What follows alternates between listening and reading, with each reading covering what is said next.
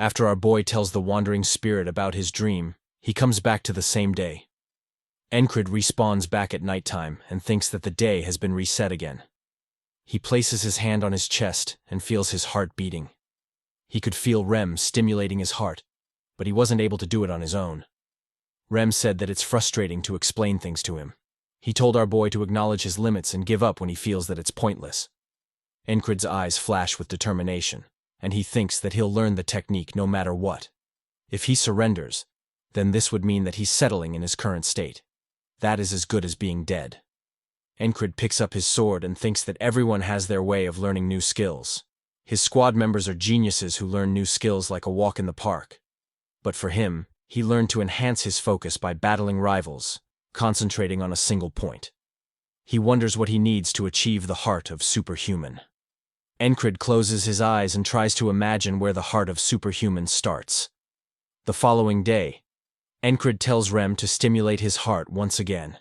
As expected, Encrid's heart couldn't take the pressure, and it burst out. Ragnar grabs Rem by the collar and calls him an insane bastard. He asks what he has done to their squad leader. Jackson and Auden come to Encrid's side and cry over his death. After dying, Encrid goes back to the dream world. The wandering spirit once again asks if this is the best method that he can think of for learning this. Does he find it fun with his heart bursting every time? Encrid replies that the heart of superhuman activates when there's a moment of crisis, and the strength one can gain from this would be tremendous. Thus, if there happens to be a moment of crisis, then triggering this technique would become easier. The wandering spirit remains surprised by Encrid's weirdness and comments that he's not an ordinary lunatic. Doesn't he consider the agony of dying over and over again? Encrid steps on the watery-like floor and says he can endure it. With a confident and dominant pose, he tells the spirit that he can endure the pain as long as he can move forward, even if it's just a step. The day repeats again, and Encrid goes back to learning the technique. Rem gives small stimulations to Encrid's heart, but he doesn't see much progress. Rem takes his hand off and says, "They are wrapping up for today." Rem sighs and tells Encrid to stop clinging to things that don't work. He should just clean up and get some sleep. Encrid remains serious and thinks that it's his 27th today, and yet he's still not able to move his heart on his own. Encrid grabs Rem's hand and tells him to stimulate his heart harder. Rem becomes serious and asks if he wants to be killed. Encrid also replies affirmatively in a serious tone. Rem clicks his tongue and feels annoyed. He tells Encrid that he has seen many crazy bastards, but he has never seen such a refined crazy bastard like him. He doesn't want to commit a murder here. Encrid finds the today different from others and wonders why this is happening. Rem begins leaving, and Encrid calls Rem a noble slayer. He inquires Rem that he's not the type to worry about things like that. Rem asks why he keeps bringing up his secret that has been forgotten. Does he want his mouth to get ripped open? Encrid remains baffled and wonders why this today's response is different from the previous today's.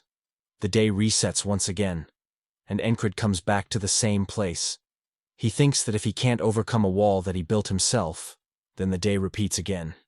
He looks at his hand and thinks that he has plenty of time to focus on his training. However, one thing that he can't understand is why Rem is not listening to him. The morning approaches soon, and Encrid thinks that he'll repeat the day until he figures this out. On the 30th day, Encrid once again tells Rem to stimulate his heart more, but Encrid dies once again. On the 40th day, the same thing happens. On the 50th day, our boy is begging Rem to stimulate his heart. Even Rem wonders what's happening with their squad leader all of a sudden. On the 60th day, Encrid becomes impatient and issues the order to Rem to stimulate his heart. Rem finally gets moved by Encrid's words and thinks that he has to do it now. He places his hand back on Encrid's chest. Encrid thinks that by 60 today, he has finally figured out Rem. This guy only follows his orders when he gives him the command. He thinks Rem and his other squad members are a bunch of misfits. They are randomly thrown together because they don't follow any orders. He also thought they wouldn't follow his orders, so he never tried to control them. Even if chaos erupted or Rem picked up someone due to a bad temper, he never said a word. However, at some point, all of them started faithfully following his orders. He's curious as to why this is happening. However, right now, his priority is to learn the heart of superhuman. Encrid comes back to the same day and thinks that he needs to make his heart beat vigorously. He needs to circulate blood throughout his whole body. He has to feel his muscles gaining strength beyond their limits. Encrid goes to Rem and tells him to do it. Rem starts getting nervous, and our boy keeps on telling him to do it now. Once again, Encrid's heart bursts up, and he dies. He respawns back again and tells Rem to just do it. His heart fails again, and he dies. The next day, he tells Rem to do it, and he dies. The next day, Encrid screams and says he'll do it this time, and Rem also has a hard time controlling the pressure. Encrid almost becomes successful in controlling his heart, but the very next moment, he chokes up and dies again. The next day, Encrid's eyes flash with determination, and he says this today will be the day. Finally, after lots of trials and errors, Encrid finally manages to gain control over his heart. Rem looks at Encrid in utter awe and asks how this is possible. He mastered the sensation of moving his heart in just a day. Encrid sits calmly with his heart vibrating violently. Encrid opens his eyes and they brim with excitement over his newfound power. He thinks that after endless repetitions, he has finally succeeded in making his heart burst on his command. Our boy then takes out his sword to test his newfound power. He goes against a huge rock and remembers how hundreds of days have passed in pursuit of learning this technique. Encrid's teammates look in anticipation for the grand reveal of the technique. Rem feels Encrid's heart beating violently, and he says this is insane. As Encrid's heart beats faster, he goes to strike the boulder with his sword while it is sheathed. His eyes brim with mad focus, and his heart beats violently, sending unparalleled power throughout his whole body. He strikes at the boulder, making a huge impact on it and shattering it in one go.